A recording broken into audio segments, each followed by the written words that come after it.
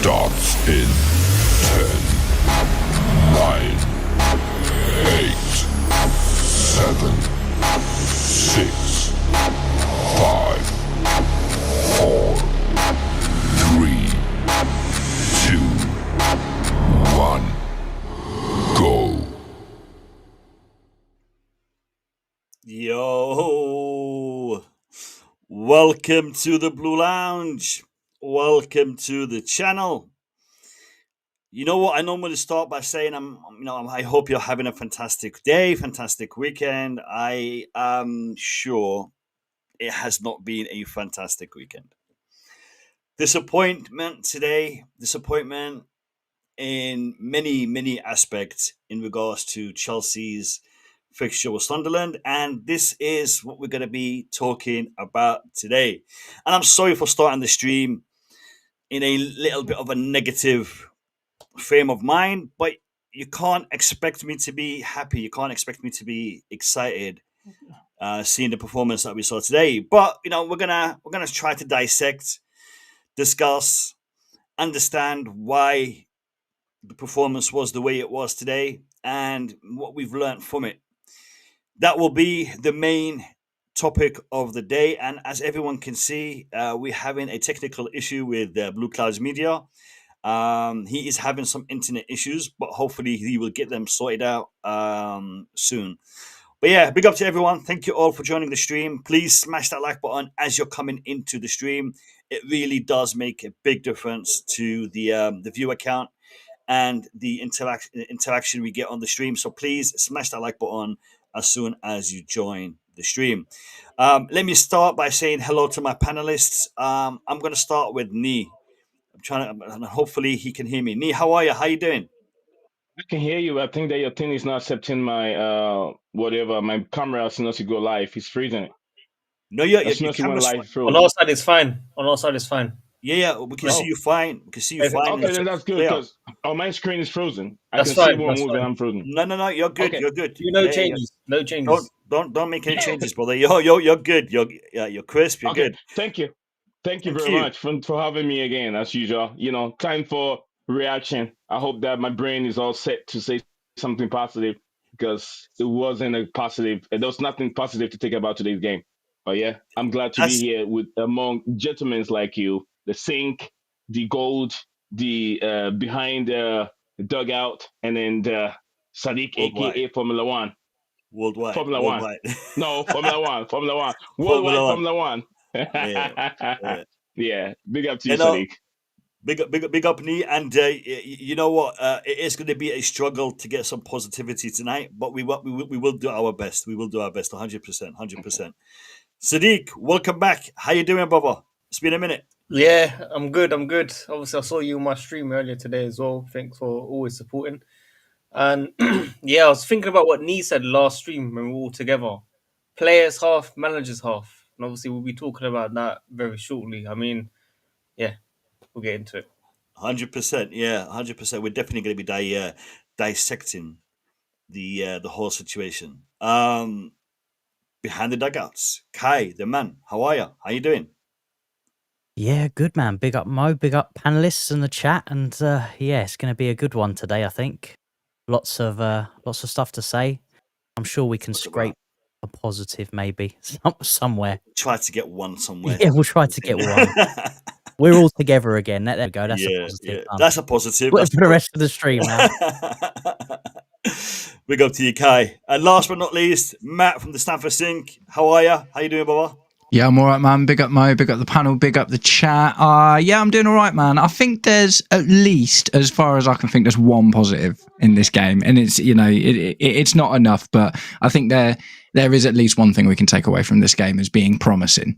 Is it the centre back by any chance? Yeah. Yeah, definitely going to be talking about him. Big up to you, Matt. Big up to Neeg, Sadiq, Kai. Big up to all of you in the chat. We have got a lot going on in the chat, so big up to everyone. Daniel Knight, big up to you. Omar, Dan, the man, he's in the chat. Chelsea Blue, big up to you. Welcome to everyone who is joining the stream. And like I said earlier, please smash that like button as you come in for the stream. It does help out a lot. And yeah, Dan, you know what? I spent a lot of time working on this, so I'm glad someone's appreciating it. Yeah, I'm trying to make it as professional as I can for you lot. You know, I'm trying to make it as crisp as possible, and it's still work in progress. But you know, we're making some headway. So big up to you, Dan, and I hope you and your family are doing well, my brother. I hope you and your family are doing well. All right, so let me crack on. A game of two halves, cliche, but you know what? We started really, really well. Garnacho, that goal, and I think it was Enzo who passed him the ball, or was it Neto? Neto. Neto, yeah. Neto, yeah. So he got the ball, passed to him. He ran halfway across the pitch, nutmeg the goalkeeper. Fantastic start within the first 5 minutes. Great way to get us off to a flyer. And before the game, I was saying if Chelsea are able to score early, this game is going to open up, and it looked like that was the scenario that we were looking at. But we fumbled it. We fumbled it quite badly. The game was played in a very, I'm going to use this terminology, a very lethargic manner, a very lazy manner. There wasn't enough creativity in the way we approached that game. Yes, Sunderland were playing in with a low block. They were not making it easy, but that's their job. That's what they're supposed to do, and they did it pretty well. The onus was on us to try to break them down, to try to create better opportunities. And it looked like we had the position, we dominated the game, but we didn't ask the right questions. Oh, FFP is dropping a super chat. Oh, we've got to highlight it. For FFP. What is he saying? Miss you, amigos. I really wanted to join this one. Listen, you're here in spirit and with the peas. What currency is that? That's I think Mexican dollars. Yeah. Nice. Yeah. So Yeah. big up to you, Lewis, and thank you for your support. And we look forward to seeing you in the next one. We are going to be streaming for quite a minute today, so I know you might be able to make it in time. You have the link, so if you are able to, love to have you on. Big up to you. So Garnacho's performance was fantastic. I really liked the way he performed. I liked the way Achampon played in the heart of that defense. Achampon was solid. Achampon did this the basic things, the simple things well, and he also played the ball from the back really, really well. He did his bit fantastic. He was really, really good. My issue was with some of the substitutions that Enzo Maresca made, specifically Garnacho and Achampon, because Tosin has been liable to concede goals in the manner that that he did with his defending awareness, with his physicality. He seems to be spun around every game he plays. Players seem to be able to get by him in the box quite easily. Was he at fault for the goal, for the second goal? Debatable. Am I lagging? No? Okay, good. Because for a second it just froze on my screen. Was he at fault for the second goal? We'll discuss that. Was Maresca right in taking off Achampon and bringing on Tosin? We're going to discuss that as well. Garnacho looked really, really upset when he was substituted. He was our most dangerous attacker on the pitch today, and I think that substitution needs to be questioned. But that is my initial assessment. We are going to discuss the game with the panelists, and we're going to discuss the game with you guys in the chat. I see Courtney has also just jumped on, so big up to you, Courtney, and thank you for jumping on. And lads, smash that like button, and get the likes in early to help promote the stream. The lads have all posted their match reaction, but I want to give them all a chance to give me their thoughts and opinions on what I've just mentioned and what they think was the reason why we didn't succeed today. Why did we lose this game today? And I'm going to start with Kai, because Kai has had a prediction that Chelsea will win the next 4 or 5 games. And unfortunately, we stumbled on Sunderland. Not where we thought we were going to be stumbling. So, Kai, we'll get the ball rolling with you. And, anyone can jump in once Kai says his piece. Go ahead, Kai. Yeah, it was just it was another one of those games where, we're crying out for consistency, and I've clocked it now. We are consistent at being inconsistent. That is what it is. Can go down to managerial decisions. It can go down to young players, whatever way you want to say it. But we are good at being inconsistent. And yeah, there were definitely some question marks on the substitutions.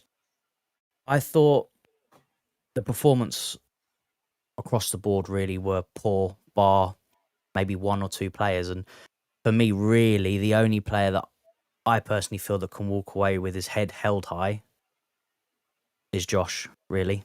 I thought Garnacho, he started well. I personally feel he dipped off a little bit towards the end of the first half. His substitution came early. There was definitely players that were worse that should have come off first, 100%. And I'm sure we'll all get into that a little bit later. I think one in particular who we do need to speak about is João Pedro, of how much he has dropped off. And I want to pose a question to all of you guys. Nicholas Jackson, when he was at the club, when he was at his best, or he looked at his best, who did he have behind him? Cole Palmer. When João Pedro has Cole Palmer behind him, or in the team, he looks better. Now Cole Palmer's missing, he's missing. Is he going to suffer for the same problem? Jackson had the same thing. When Cole Palmer was out the team, Jackson was rubbish. Is João Pedro going to go through the same problem? It's looking like it at the moment, and we're going to be without Cole Palmer for another 6 weeks. And we can't be having passengers in this team, because it is causing us problems, 100%. And he played in the 10 today where we're all wanting him to play, and he didn't produce again. So it's definitely a question mark on that one, but I'll let someone else go and take it further. Yeah. Sadiq, before we come to you, I want to show you guys some statements reported via PYS in regards to what Maresca said after the game, and it's going to address some of these points. And I think it's only fair to hear these or read these, because it might answer some of the questions, and it does answer the question Kai just posed in regards to João Pedro. So let me put these tweets on the screen. So we'll start with this one. So Maresca asked about João Pedro's goal, João, and reveals he is not training every day because he is managing an injury problem. Caicedo and Enzo also are managing injuries and can't train every day. João Pedro, Caicedo, and Enzo are all dealing with injuries at the moment. Mo, sorry to cut you off, bro. Go Your ahead. screen is only showing certain parts of the statement, lack of creativity part. But yeah, I think maybe you might just scroll up on the screen of that tweet, if possible. You mean this one? Yes. Yeah, Scroll up. no, I was actually highlighting this one. Oh, sorry. Ignore me. Yeah, Apologies. no, that's right. So I'm going through them. So this is the second one. Maresca also talked about the lack of creativity, and he says we didn't create a lot apart from the goal. Probably, we need our players to perform 100% even at 1-0. We lost some second balls against this team. We need to win them. So second balls is an issue. Maresca, we were two against one, and the striker had his back to goal. This can be easy. This can be an easy situation to defend when we have to do better. And he's talking about the whole tossing situation. So, like I said, tossing is a little bit of a question mark for me. Maresca He says we are not good enough. When you are not good enough in the Premier League, the consequences can be bad. Can be a bad one. When you can't win, it is important you don't lose. The second goal is not a transition. It is a long ball. We don't defend properly, and he's talking about the way that Sunderland literally long balled it, and the striker had like 10 minutes to decide who he's passing the ball to, and that was a massive problem. Let me go back, Chris, because I cut off Sadiq. Apologies, Sadiq. You were about to jump in. Yeah, a few things. I mean, we'll talk about the statements shortly as well. I think what surprised Maresca was when they went 1-0 down, Sunderland. I don't think they changed the game plan. I think they stuck to the game plan. And what surprises most teams is usually they come out, right? They become more open, and you start to see more gaps. And Kai's point on Garnacho might be correct, but I think at the same time, the service, we've seen Neto, the pass from Neto, for example, where he could have put him through and it was just very slow and behind him. It's moments like that where we needed to be there that second. And Sunderland stuck to the game plan, and they literally done one long throw, got their goal, and it's back to how it was. And once you see Chelsea passing sideways and backwards and taking its time and so long, even players like Reece James, some of the choices I've seen from the free kicks, we're doing it short, corners from Enzo, short, we're not hitting it into the box. Everything was just wrong from all these players, and we just made it very simple for Sunderland. It was an end-to-end game. There was chances from both sides, but I think Sunderland had the better chances. Definitely deserved the win. But yeah, these statements where we're seeing about the goal drought, we said this in the streams earlier, that eventually João Pedro's name is going to come up. We were expecting this. Obviously, Liam Delap getting injured. He was playing up top. Now he's coming to 10. Didn't really see anything. And then, yeah, I'm sure we'll be talking about Tosin coming on for Josh, for example. Josh going off. Everyone's unhappy. It doesn't make sense. We don't know why. We applauded Maresca for his subs in the previous game where he got the win. Today, he got it wrong. Yeah, 100%. Matt, you wanted to jump in? Yeah, man. So as far as the Achiampong sub goes, this is hyperbole, speculation, but Achiampong was on the end of and part of a couple of pretty rough challenges during this game. I mean, like, he played really, really well. Like that amazing block, that last minute block. When he got up, he looked like he wasn't just completely, totally okay. So I have a feeling that Josh, I don't think it was a tactical thing as much, because we needed to win that game. Do you know what I mean? You don't put Tosin on to get you a goal or anything like that. So I have a feeling that the Achiampong sub was potentially protecting Achiampong because he performed so well, and we're going to want him to carry on playing our next run of games, aren't we? So that one, I'll reserve judgment as to whether it was a faux pas tactically from Maresca or not. I think the individual performances, the manager performances, all of that aside, the thing that I am starting to see as a bit of a problem is we are outright broadcasting to every single team that's going to come up against us how to frustrate us and how to win games. Brentford did it. Crystal Palace did it. Sunderland have just done it. Obviously, we didn't lose the game against Crystal Palace, but it's just like this low block thing, man, is just put 10 men behind the ball. Just put 10 men behind the ball. And we can't, and we don't know what to do about it. Do you know what I mean? And I think Sadiq hit on it.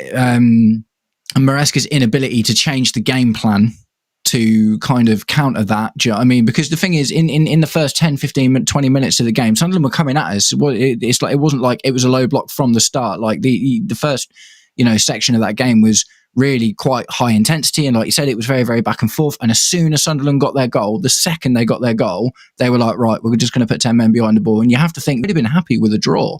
Do you know what I mean? The other thing I think it just highlights is ultimately, unfortunately, not something we can do anything about at the moment, is the inexperience of the manager and the team.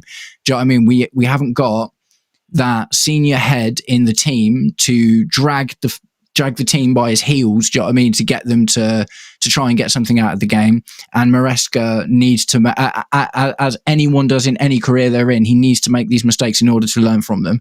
Do you know what I mean? That's an unfortunate thing. I hear it a lot, and I see it in the chat very often when we do this thing. Managers shouldn't be learning their jobs at Chelsea, and I think today feels like one of the reasons why that rings true. Do you know what I mean? Like, I'm not as... Go on. I'm going to cut you off for a second because you're spot on. You're spot on. And this is something I have been saying for quite some time. I don't think Maresca is a bad manager, but I think Maresca has a lot to learn. Mm. He has a lot to learn. And you're right. He needs to make these mistakes in order for him to learn from them. And he is now managing at a level where he hasn't managed before. This is his second season at Chelsea. This is his second season at this level. And for those who are saying that Chelsea is not a club for you to learn how to manage, I agree. And I think, Maresca, maybe in 4, 5, 6 years down the line, he would be ideal to be a Chelsea manager. But today, some of his decision making, and again, your assumption is probably the right one in regards to Achampon. He may have picked up a knock, or maybe Maresca saw signs that he's getting tired. He's if I don't take him off, he could get injured. Let me protect him. And doing that is the right thing to do, especially for a young player who is learning the trade and is and is becoming a vital part of the squad. You do need to protect him, but Tosin is not the quality that I'm looking at right now, and unfortunately, because of the injuries that we have, we are limited to what we can do. But yeah, I think you're right. Maresca has a lot to learn, and unfortunately, he's doing it in our club. Yeah, just to quickly finish on that as well, like the one really big thing that annoys me that Maresca hasn't learned yet is not even about what he does in games, it's about what he does after games. Maresca, in all those tweets that you've just shown us, Maresca is essentially throwing his team under the bus and not taking responsibility for it, and that irritates me more than making mistakes on the pitch does. Because if you make a mistake on the pitch, it's easy to look at that afterwards and go, oh, I better not do that again, like we saw with the subs, for instance, in the 10-man games. And do you know what I mean? He's made those tactical improvements and generally improved a bit of his decision making in that respect because he made mistakes. Okay, cool. But what he keeps on doing, which irritates me, is throwing the players under the bus. And it was one of the best things about Mourinho, man. Mourinho, the players might have been at fault, but Mourinho would come out and say something ridiculous and hyperbolic, and all of the pressure will come off of his players and onto him. And then he saves that for when they're back in the tactics room, and he's like, right, second balls, and we defended that long ball really badly, and this and that and the other, and it's like, right, you're getting dropped and you're moving here, and do you know what I mean? It's like, that's for the players, man. I don't think we need Maresca to explain to us why the players didn't do well, because we've all just watched the game. Is like, I think the best thing to do for the team, especially such a young team as well, think about it, man, such a young team, don't be throwing them under the bus, man. Be trying to pick them up and take that on yourself. Yeah, Matt, this is something that he's done quite a lot. Even in the last press conference, when he was asked about Mark Gui, and he said, well, he wasn't training the way that I wanted him to train. He wasn't really performing well in training, so I had a word with him and told him to train in a different way and to put more effort in. And now that he's doing that, I'm giving him game time. That is not a conversation for the media. There's a conversation between you and the player. That is, these are things that happen behind closed doors and should remain behind closed doors. And this is one example of many a time when he has said things that either relate to the players or even relate to the business that is being done between him and the ownership, him and the directors. These are things you don't really want to be discussing in the media or in the public realm, unless you think that it will achieve a certain positive result. And statements that target the players is not going to achieve a positive result, even if what you are saying maybe taken on board as a positive thing. Mark Gui wasn't doing what he was supposed to do, and now he's doing it, and he's doing better. You are putting a positive spin on it, but again, this is not something you should be talking about. In the media. I want to bring Nee in. Nee, what's your thoughts, brother? What's your thoughts on what we've just discussed it? Nee, I think you're on mute because we can't hear you.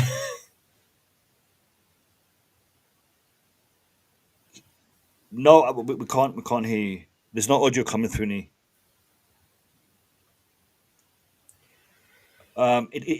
It doesn't say. Okay, it's muted now. Speak. No, still no audio. Whilst we're trying to sort that, guys, whilst trying to sort that, guys, just quickly, who was actually at fault for the second goal? Are you guys blaming Tosin more than Chalobah? I'm blaming Chalobah a bit more. I'm blaming the whole team. I'm with Mo, man. I'm with Mo.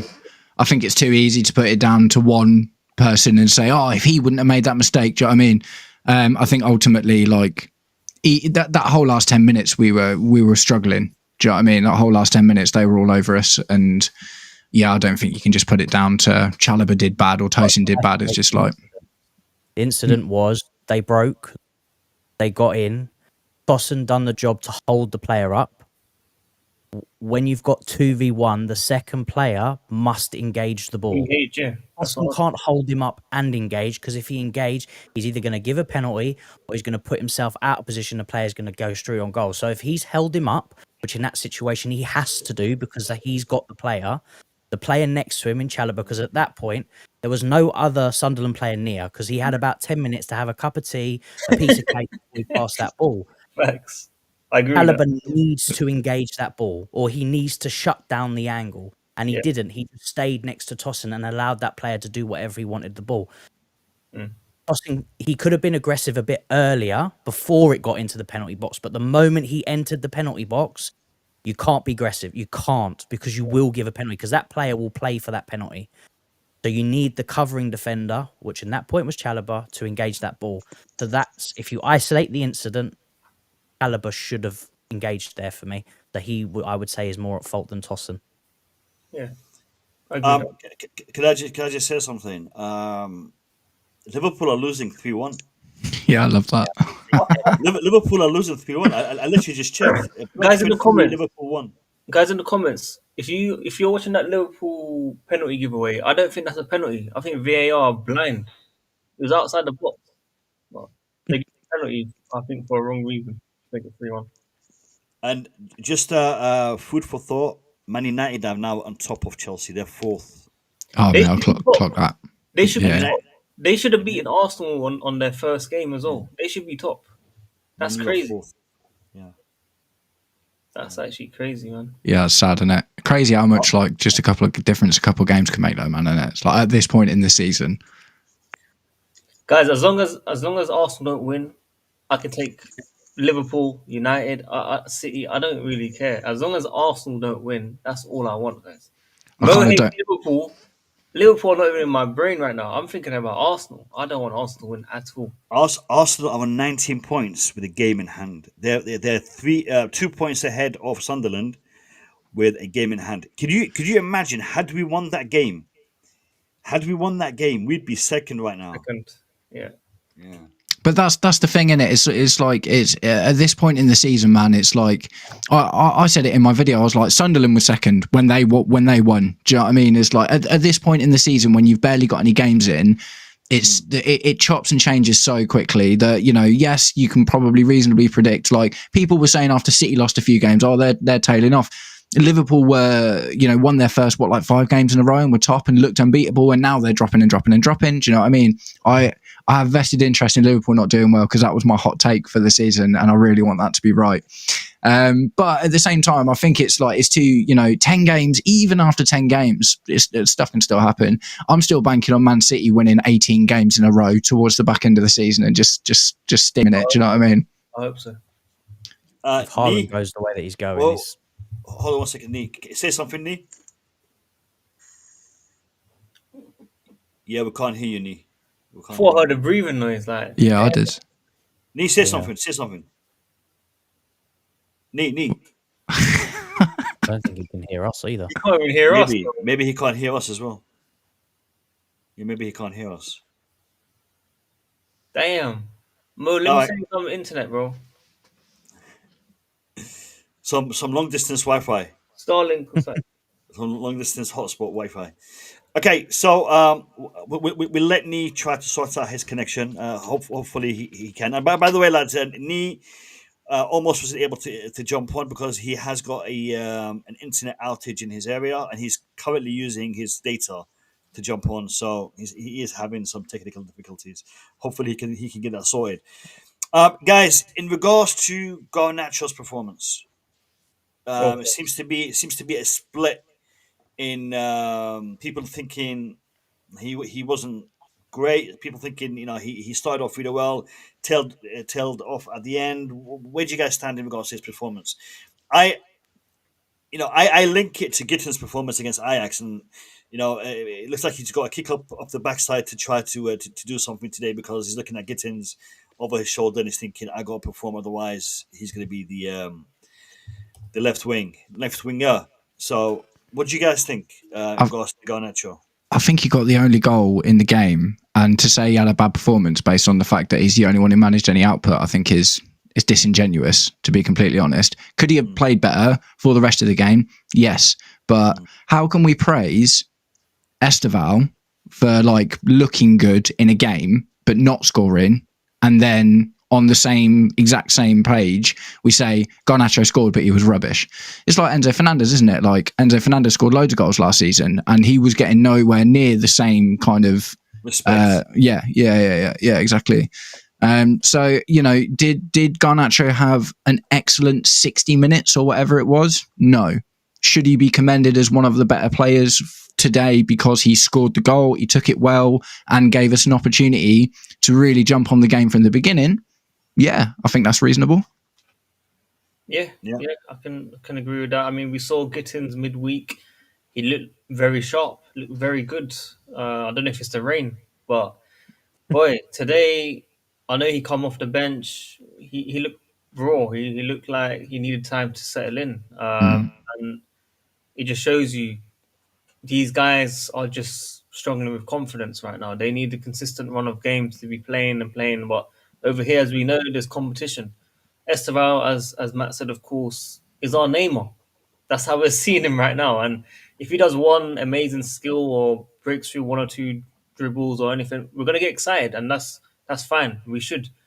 But he did lose the ball for that chance. I do need to say that as well. He did lose the ball. He tried to take on his man and absolutely got taken off the ball.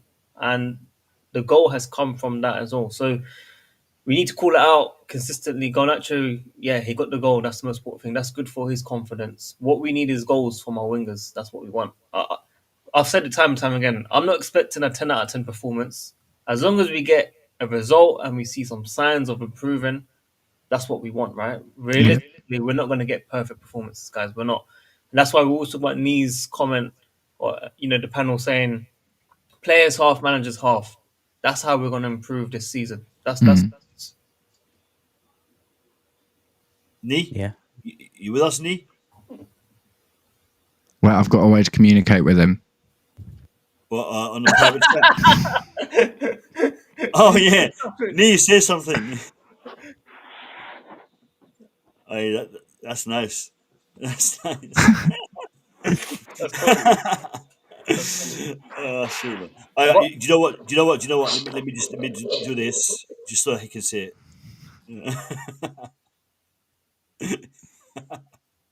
Oh, he's trying to.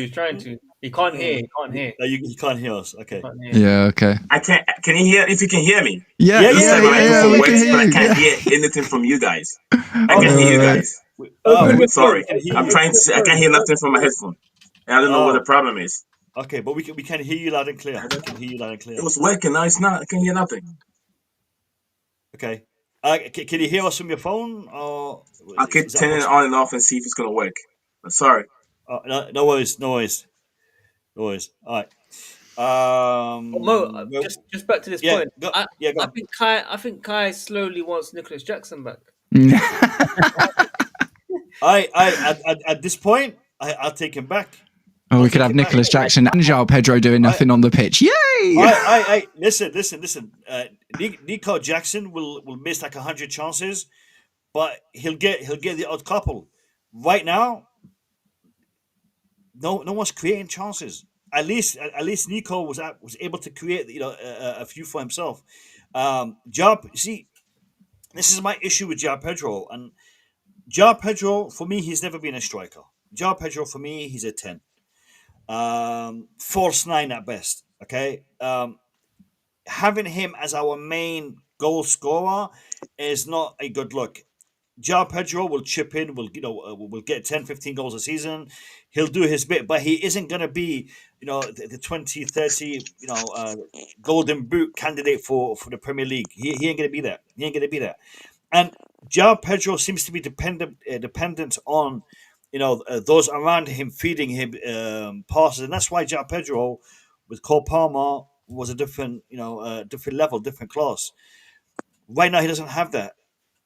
And that is what what is impacting him. And again, the injury that he's suffering from, we don't really know what kind of injury that is. How it's affecting him? Is it affecting his pace? Is it affecting his agility? Is it affecting? I think I said this on Worldwide Chelsea's channel. I think he might be dealing with something off the field. It might be something mental. He maybe he's having a problem. We all saw Marco Cucurella, when he first came, he had his house robbed a couple of times. He had some personal matters that he was dealing with, and his performances on the pitch were shocking during that period. Mental health plays a massive part. So I don't know what João Pedro is going through. Is it a physical thing? Is it a mental thing? But he is going through something, and so is Enzo, and so is Caicedo. Not that you can tell, but other players are also going through some issues. But yeah, I think it needs to be addressed and it needs to be dealt with. I mean, did we put too much emphasis on João Pedro? Did we hype him up too fast, too quick, too high, too much? And I'm fearful Esteban William will be getting this kind of criticism and maybe even worse in a couple of weeks, because Esteban William is also being hyped and is also being, handled the mantle of being that creative player, that goal scorer, and he's still young. Yes, he's got talent. Yes, he's got, a lot of skill. But do we really want to be putting this pressure on him right now? And to be fair to the lad, I think he plays better in the 10 role than in the right wing role. I think it depends on how the game's going, to be honest. He scored that goal against Liverpool from the right, didn't he? I think the biggest problem we're going to have with our wingers is they can't pick up any momentum because they're changing every game. Yeah. So next game, I guarantee Garnacho won't be starting. It will probably be Gittins and Esteval, which means he's come off. He's had, 70% good performance, 30% should have done a bit better. He's got his goal. Now he's going to be on the bench. So he loses his momentum. Esteval scored and then he was dropped. And, he had a good performance against Ajax, so did Gittins, and then he was dropped. And then he come on today. He didn't look great. He looked back to what he was prior to the Ajax game. And that is the biggest problem with change. And this is what I wanted to, because obviously you guys mentioned about Josh potentially might have picked up something or they wanted to do precautionary. I feel like because of all the injuries that we've had, Maresca's getting a little bit silly with it now. You're telling me that every time a player gets a kick or looks like he might have something, we're going to be taking them off. They're not made of paper or cheese. We can't be taking off a player every time they take a knock. I mean, I remember running around football getting absolutely battered. I'm not coming off every 5 minutes. And yes, we've got to protect our players, but we can't be taking them off every single time, because teams will know that. They'll go, all right, who's their best player today? Let's just go kick him, because they'll probably take him off to be precautionary. Because for me, after he had that big challenge, there was no indication from Josh or anything to say that he was injured or needed to come off. I didn't see him put his hand up. He didn't sit down, and he was moving fine. So for me, there was no reason for that. And he was the best defender on the day. I thought he sat down for a minute once after one of them ref challenges. he was still Go on, moving. guys. Go on. Call him out. Call that guy. They were going. So if they sit down once, they've got to come off. Well, I mean, I think. Look, I get what you're saying, man. I get what you're saying. Like when you've got a full squad full of players, I think you're 100% spot on. But when we ended the Liverpool game with 4 fullbacks on the pitch, and Josh Achampong was also one of the players that sat down then as well. Do you know what I mean? I agree with you in principle. Exactly what you're saying. I'm like, yeah, man. Yeah, you know, take knocks and whatever, but we can't afford to take any more knocks, man. Do you know what I mean? We are so like. Return. Well. Position as we are at Liverpool, we've got Tosin and Fofana and all of that back, and like I said, he's gone down, but he's back up, he's moving freely, he's running, he's defending, and then we take him off. What the fuck? No hand up, no nothing like that. Could even be a fitness thing, man, just because he's playing so well, and it's like we want to make sure that he plays the next few games. Do you know what I mean? And he's not going to play the next game because he's going to get rested because they'll bring in Fofana and Tosin because they didn't play this game. Tossin's been pretty rubbish for the last few games, though, hasn't he? So he might be getting dropped. Yeah, I doubt it because obviously it's a League Cup game. It's not a Premier League. I'm pretty sure we'll see a new centre back pairing for the League Cup, and then it will change the Tottenham game because that's what's happened every single game so far this season. There's not really been maybe Chalobah, but even he is looking pretty suspect at the moment and has been at fault for quite a few games. He's the only one that's been a little bit consistent in that back line, but everybody else is just. Sorry, Kai, just for 1 second. Lewis, big up to you. We're getting some feedback from your end. So go ahead, Kai. Go ahead. Yeah, that's the only thing. Is that I think because of everything that's happened over the last month, and yes, it's been horrendous, the injuries. I think it's like subconsciously now, as soon as we see a player get knocked, it's like, oh my God, I've got to wrap him in some wool and get him off the pitch because we can't lose him. And I can see that happening, not just today, but for quite a while now. And we have to be careful because, like I said, players will start targeting our best players and trying to force a substitution if our manager's in that mindset of trying to wrap them up in wool because we don't want to lose them. And if players like João Pedro, who have been suffering for an injury for quite a while, because we've been hearing about his injury for a long time now, should he be playing for as long as he's playing? Should he even be starting if he's injured when you've got a fit Esteval that could play in the 10? Or, even a Buonanotte, was he even on the bench? No, I don't think so. No. I don't remember seeing him on the bench. Rotation. So do you guys, are you guys saying that Maresca isn't rotating in the correct way? Is that right to assume? We all called for João Pedro in the 10 though, man. Yeah. And I mean, this injury thing isn't news from just now, is it? Like we've known about this from prior to this match. Matt, my issue here is this. We are currently pointing out a number of deficiencies, a number of issues that seem to be surrounding Maresca in the way he is approaching his setup, the way he's approaching the games, the way he's making the substitutions. His mentality. He said, if you can't win the game, don't lose it. Right? He literally just told us that he's thinking, if I'm getting a red card, I'm parking the bus. And this, that mentality is something I'm questioning. And again, I don't want to sound like I'm bashing Maresca. Can I jump in and say something real quick? He's back. Yeah, I know you guys can hear me, but I can't hear you guys. That's fine. I'm having a very difficult technical difficulties over here, and I apologize for the technical. I mean, I don't know. I brought 2 headphones, and I can't hear anything from you guys. But I can when I speak, you guys can hear me. So I'm sorry. Hopefully, at the right time, I'll catch you guys up. Okay. Thank you. Yeah, I'm gonna head off. I'm gonna come back after Mo. Yeah. No worries. All right, cool. This is a good segue to say hello to Lewis. Big up to you, my brother. How you doing? Hey, amigos. Great. Hey, I don't know why you guys are so bitter. I don't know what's going on. Why are you guys so sad? Why are we so Everybody sad? here believes in the project. I've heard you guys before. We got to be patient. It's young guys. So why all the sadness today? It's part of the deal, man. It's part of the deal. Shots fired. Smile, give it a good cheer. Be positive. We're learning. Give it a couple of years. It's okay. Mate, we've been giving it a couple of years, man. Last time we won the Premier League was what? 6 years ago? 7 years ago? As they say here in Mexico, mañana, mañana, amigo, mañana, Mañana. mañana. Hang in there. Hang in there. Hang in there. All right, yeah. But you see, this is the thing. We are not good at hanging in there. This is Arsenal territory. Trusting the process. That's for Arsenal. Right now, the top of the league. At the end of the season, they'll be second again, and they'll be doing that. Year after year after year after year, and they're trusting the process. They don't understand that they have got the team, they have got the players, but they just don't have the manager. They don't have the manager.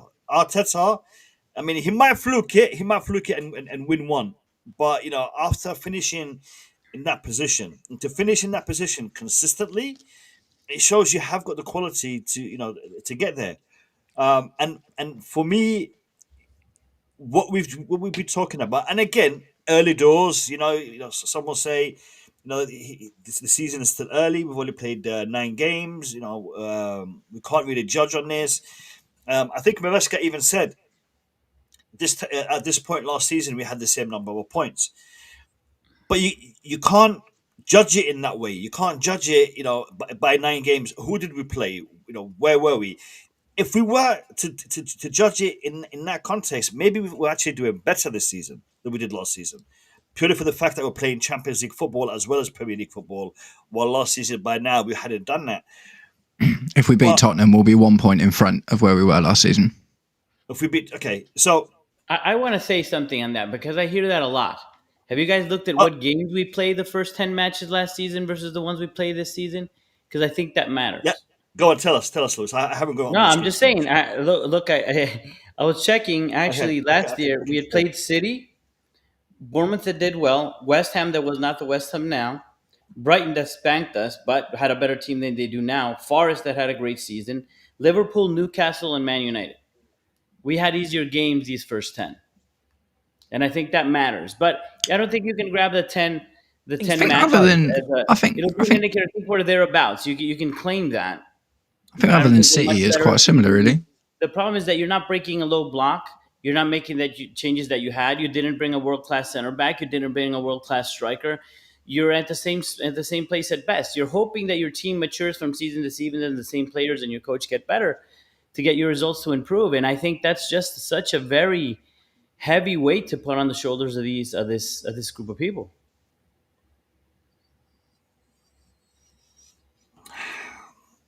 They've basically extended the youth academy. That's what it is, because that's how the youth academy is run.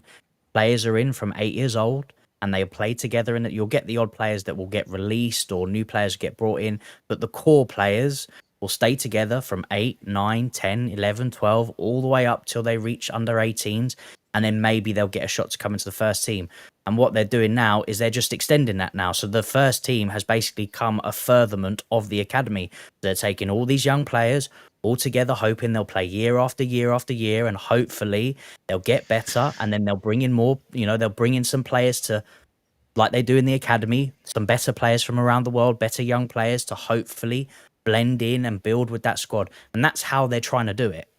So do you not think, though, that it's possible, right, that this buy-in, people under 23 or whatever, isn't the be-all and end-all forever, but it's like these things are built in stages, aren't they? And for instance, my kind of reasoning for this is the fact that we're looking at Dave Fallows to come in and be part of the team. Dave Fallows is not really well known for finding very young talent. Do you know what I mean? He is good at finding low price, high potential players. That's kind of his whole thing.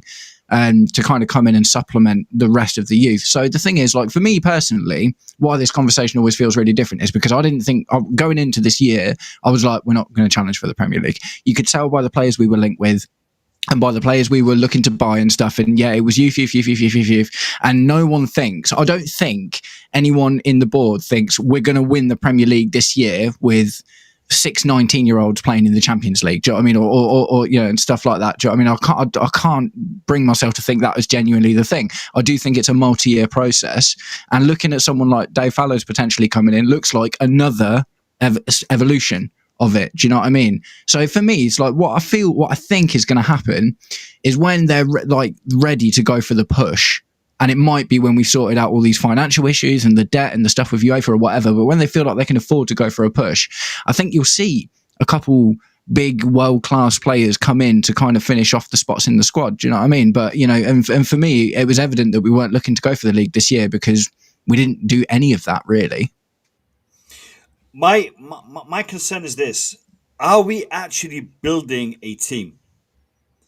Because to build a team, you have to build a core, and then you have to have the fringe players, and you have to have a players coming in that you're looking to develop. So there are players in the squad that this can be attributed to. I would say Cole Palmer is one of those. Okay, I would say maybe Moses Caicedo is a player. Definitely. That role. And so there are a few. Cucurella, so, Reece James. Yeah. I think that we've already got the majority of the course there, man. It's just a couple extra bits. But what my concern is this. We seem to be doing this wholesale approach. And we've done that for a couple of seasons now. Couple of transfer windows where we are literally having to offload a ton. And that is because we haven't signed the correct players in the first place. The likes of Disasi, the likes of Sterling, the likes. That was more Todd Bailey though, wasn't it, at the start, that kind of thing was happening? Yeah, but I mean, is that going to be addressed moving forward? Because I don't think this is something that they have really looked at or they are looking to address. Unless maybe this new geezer who's coming in might be more focused on experience. Because I think one of the things we lack in is getting experienced players coming in. Getting players, leaders. We talked about leaders. We don't have those leaders in the squad anymore. We've got a few. Reece James is a captain, leader, maybe even Enzo. But I'm talking about players who have the experience. The 27-year-old, the 28-year-old, the Thiago Silvas of this world, I think we need to, if we are building a team to challenge, you need to have a core who are able to supplement what the manager is doing off the pitch, on the pitch. And I think I'm trying to remember who I heard talking about this. It was one of the Chelsea lads. It might have been Joe Cole. Talking about having players who would grab you by the scruff of the neck and say, "Look, you need to be doing this. You need to be doing this," and putting the focus on certain tasks, especially towards the back end of a game, the last 20 minutes, last 15 minutes, because you're tired, you're sapped of energy. But you got to stick it out and keep that one goal advantage, or you got to fight for getting that last minute winner, like we had to do today after conceded a goal in the dying minutes of the game. These are the moments. These are the crucial moments that win you a title. How do you end the game? How do you close off a game? Because the start of the game, as we said, game of two halves earlier. The first half, if you make a couple of mistakes, you still have the chance to rectify it in the second half. But you can't rectify it if you don't have the mindset, the mentality. You can have the more skillful lads on the pitch, but if you don't have a strong mindset, you're not going to be able to achieve that. And to have that strong mindset, you have to have experienced failure. You have to have experienced, the challenging times. And to do that, you need to have played the game long enough. And unfortunately, I think we're lacking in that aspect. And I'm hoping this new geezer who's coming in is going to address that. I've actually got a question for you about what you've just said, Mo. Like, it's really interesting. And what it's making me think right now is because one thing, like Joe Cole in particular, talking about the time that he was at Chelsea, like, for me, leaders in that respect don't really exist anymore, man. Do you know what I mean? And all, what you're talking about here in terms of like a player that's going to grab your team by the scruff of the neck and whatever, and you don't just rely on tactics. Like, if we think about who's won the league in the last 5 years, for instance, it's City and Liverpool, and City didn't really. Vincent Kompany was the closest thing that City had, and Van Dijk, exactly. So Van Dijk, I'll give you Van Dijk, and he is like, but he is like 32, 33. Do you know what I mean? Yeah. And potentially part of like a dying breed of players. And City have won all of their leagues basically without that since Company. There hasn't been like that strong leader character in their teams either. I don't see one at Arsenal. I don't see one at, any other teams that are kind of really, really pushing. So I completely agree with you. Like, I think football was better when we had these kind of characters, but I just don't think that they're really much of a thing anymore, man. If I'm honest, like, Reece James is developing well into his leadership role, but who else in the Premier League that is doing well has got really good leaders? Do you know what I mean? In terms of like this player that drags people over the line. I don't see it be so like, the captain, for instance, is so much less of a important thing than I think it was 10, 15 years ago. Do you know what I mean? I just think it's a fascinating case study. So in respect to teams of the past, which you're alluding to, they were filled with leaders. They had leaders from the goalkeeper, one of the centre backs, one of a midfielder, an attacker, and Chelsea benefited from having that kind of structure. We always had a very strong spine. If you bring in experience, a leader will be born out of those players who have the experience. It may not happen. It may not happen overnight. I mean, yeah, I don't think experience equals leadership, though, does it? Leadership's like a separate quality to experience, and experience is a big part of being a good leader. But I don't think just buying in experienced players would create leadership within the team. I think it's like a personality thing. But if you don't have experience, can you really be a leader? Yeah. Well, yeah. I mean, it's kind of the opposite for me. It's like I'll give an example. Could Estevao be a leader at Chelsea Football Club right now? But it's the personality trait. Yeah, that's what I'm saying. So but you don't need experience to gain that personality. Some people naturally are leaders. Yeah. Okay, so you may have the personality to be a leader, but if you have the personality to be a leader, are you able to lead if you don't have the experience? Because your team ain't gonna. All of these teams that were full of leaders, like we've just been talking about, like where did their experience come from? Do you know what I mean? If there were so many leaders, how did they get that leadership experience? They didn't. It was a personality thing. Do you know what I mean? But it grew. They had the personality, but they were able to develop it and grow it because of the experience that they have. So I'll give you an example. A Roy Keane. We're going to step away from Chelsea because we could talk about Lampard, we could talk about Terry, we could talk about all these players. But I'll give you an example of Roy Keane. Roy Keane was a leader. Roy Keane never really said much on the pitch. He never says much, but the way he'd look at you, the way he'd signal, the way he'd impose his presence on the pitch, it gave him that leadership attribute. That's a personality thing again, though, isn't it? But he could have done all of that, but without him having the experience and having the achievements that he had, no one would care. No one would listen to him.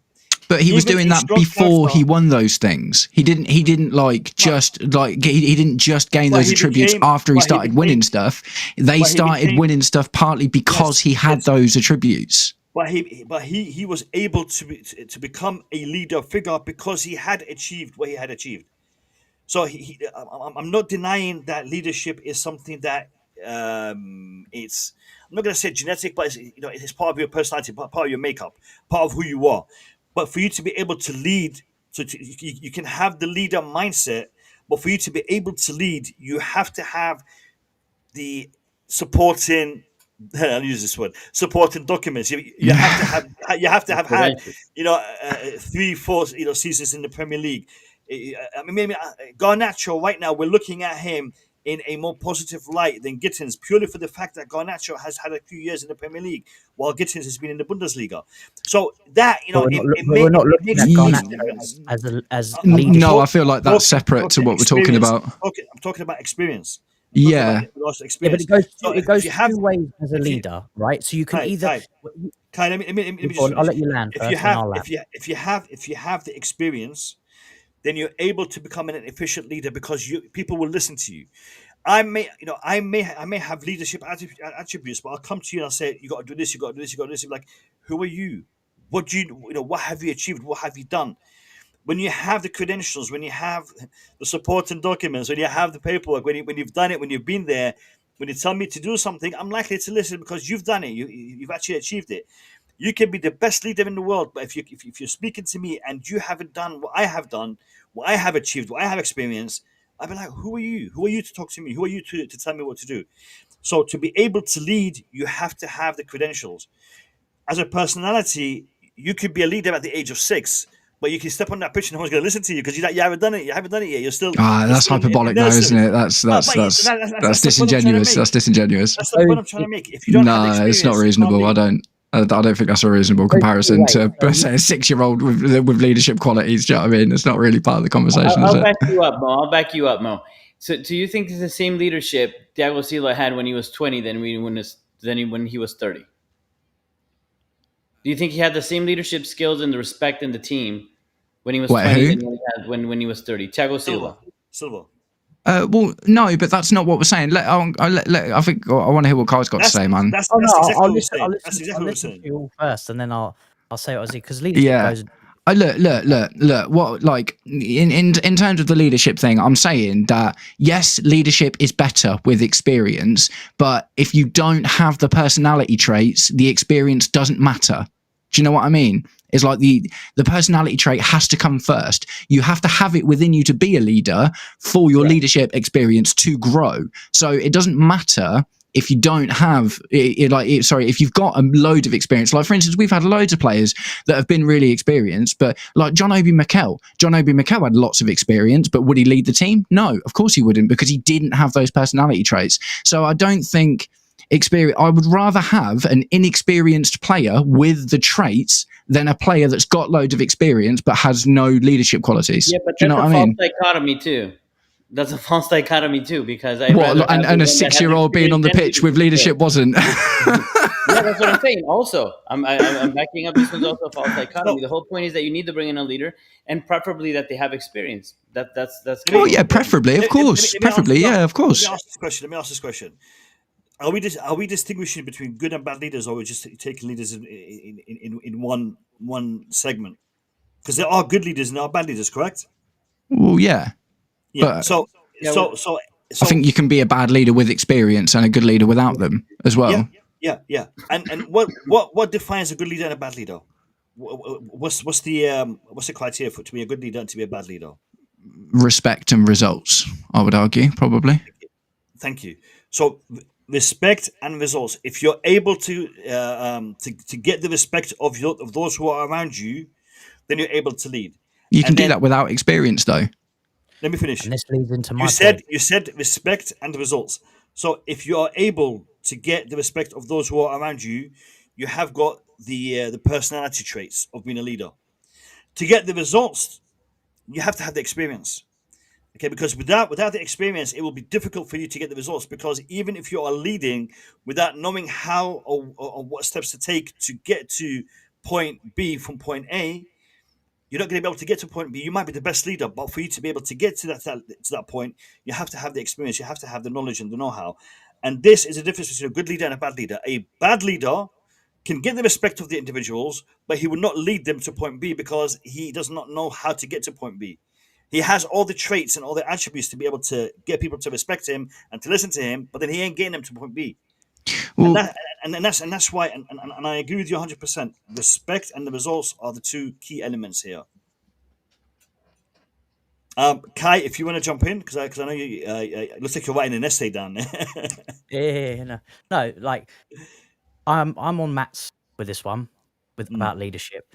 I don't think experience helps with leading a team 100%. If you come in and you've won the lot, naturally when you walk in that through, and it goes the same with managers. If you've got an inexperienced manager who's won nothing against a manager that's won everything in world football, naturally the players will respect you and things straight, because they'll know what you think, you know what you're talking about straight away.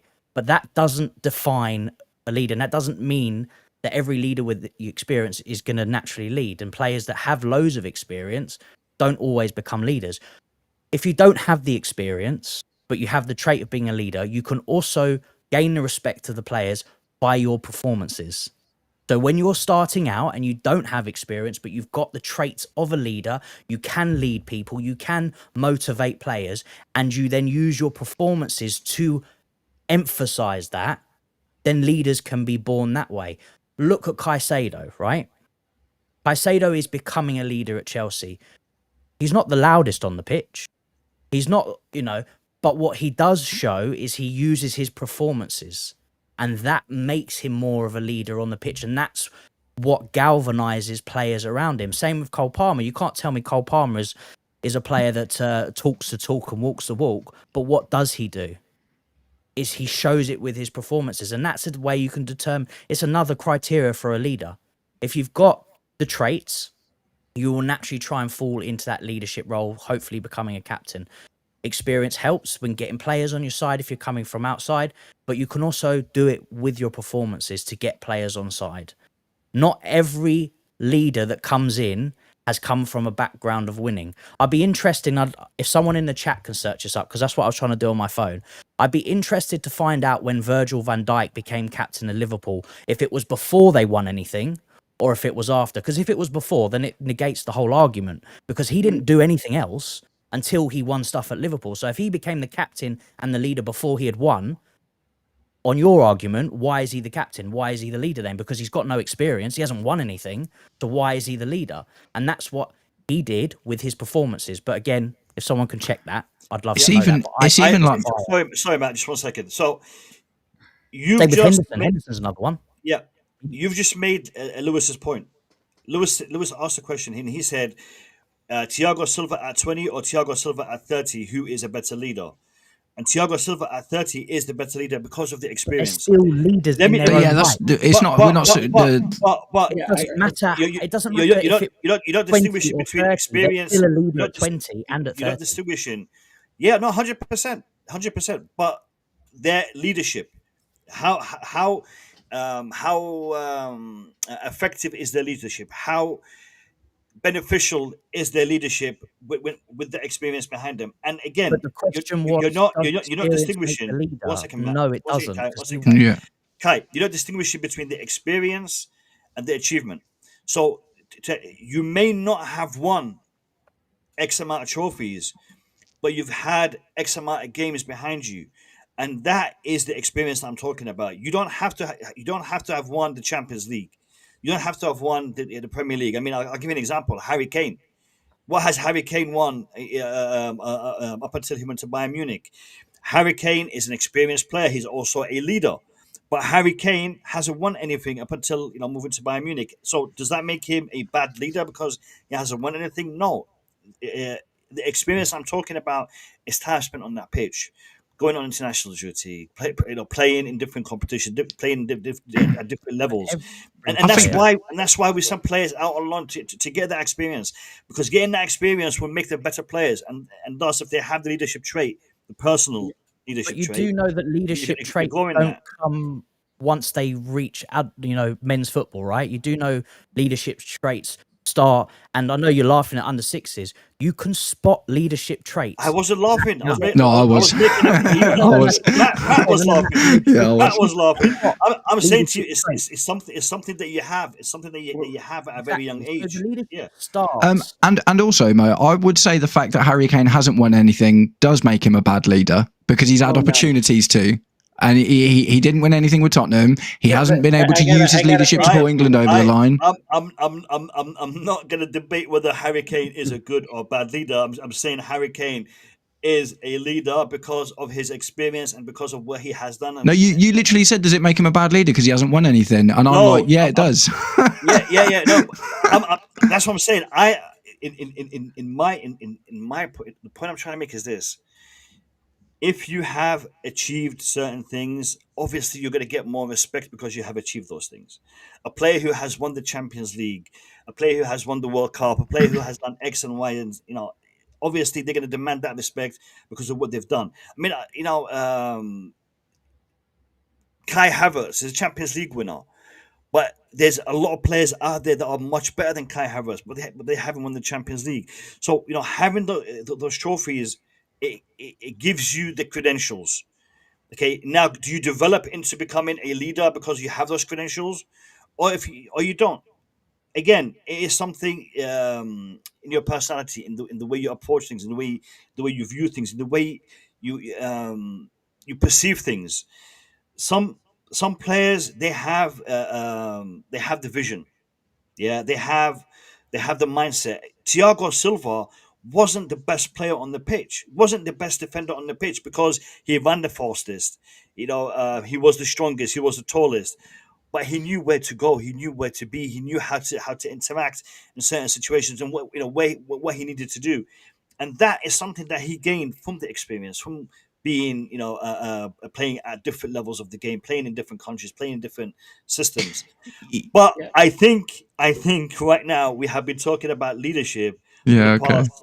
past 15 minutes, and Yeah. people are jumping on the stream to watch the the Sunderland match reaction. So Yeah. yeah, Okay. Okay. we'll leave that. We'll leave that for our human resources stream at some point in the future. But yeah, we're getting. You know what? I haven't even looked at the comments for a while.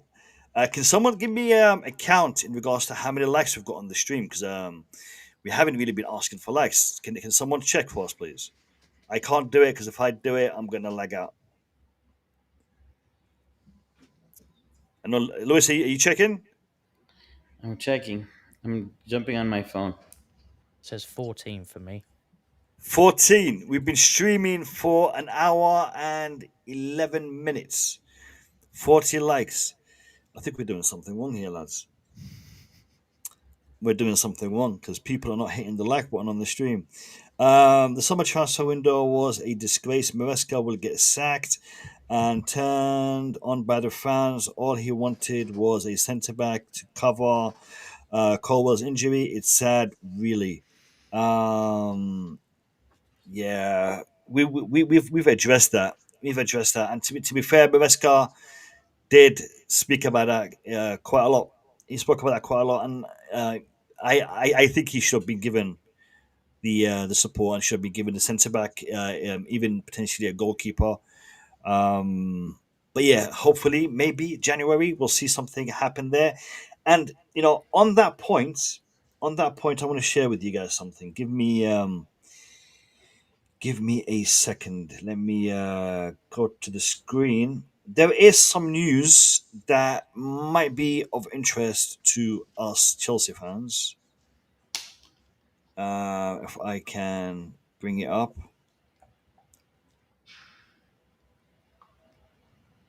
And it's up. So, this is a tweet from Florian Plettenberg. It says Max Eberl will ask today about the exclusive reports of the meeting. Reports of the meeting. This is referring to the meeting in regards to Gerhi. He did not deny. He did not deny it. Speaking on DAZN, he said our ultimate goal is to extend Upa's contract. If that doesn't work out, we have to be prepared. We would be foolish not to be not be foolish not to. My screen is a bit fuzzy here, and my eyesight is deteriorating. That's the reason I've not confirmed anything, but we are actively in the market, and this is in respect to a story on the 23rd, and maybe that's where I should have started. In the recent days, there has been a meeting in Munich between Max Eberl and Gordon Stipic, the top agent of Mark Gerhi. FC Bayern are fully involved in the race to sign Gerhi. It is set. He is set to leave Crystal Palace on a free transfer. Real Madrid and Liverpool are also in the race. Gerhi alongside Nico Schlottenberg. I don't know how to pronounce that. It's currently one of Eberl's preferred targets should Diot Upamecano choose not to extend his contract or if Min Ji Kim were to be sold. So basically, Gerhi looks like he will be available. A player that we know all too well. we're not listed, we're not mentioned in regards to interest in him. I haven't seen much in respect to him. Is there a potential that we will be in the market? What do you guys think? I want to get your thoughts and opinions on this situation. If you got Liverpool, Madrid, and Munich in for you at the moment, right now, Chelsea's probably not high on the list, is it? Unless you pay crazy money, which we're not going to.